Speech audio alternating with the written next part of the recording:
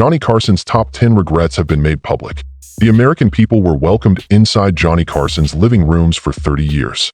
For millions of people, he is like family because to his warm personality and easygoing interviewing manner. He created a seamless public presence as host of The Tonight Show, making viewers feel as though they knew him well. But underneath Carson's endearing persona and world-famous golf swing were profound regrets that he carried with him to his grave.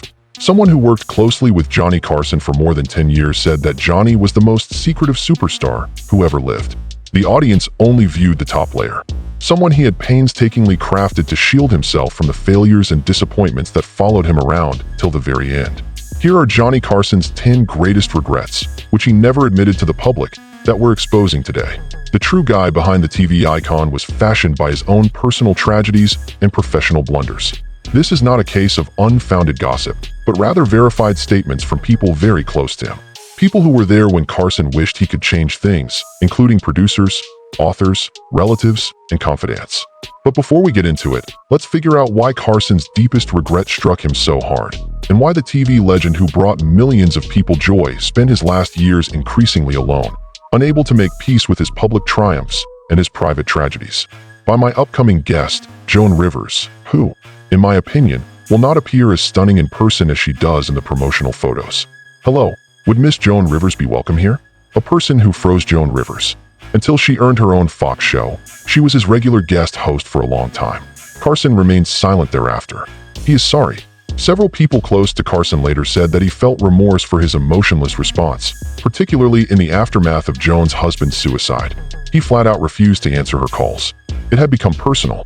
It began on a personal level and persisted through every stage. When Carson took one of his many trips, Joan Rivers was there to fill in without a hitch for years. Carson seemed genuinely thrilled by Rivers' razor-sharp wit, and their on-air chemistry captivated listeners.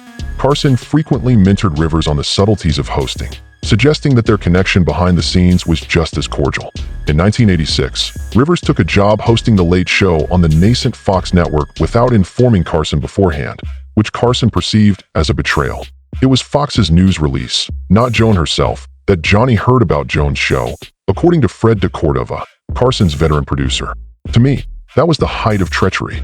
Quick and decisive was Carson's reply. Without hesitation, Johnny rejected Rivers' repeated efforts at reconciliation and promptly booted her off The Tonight Show. Carson showed no emotion whatsoever following the 1987 suicide of Rivers' husband, Edgar Rosenberg, a tragedy that would have rendered most people more empathetic. According to an XNBC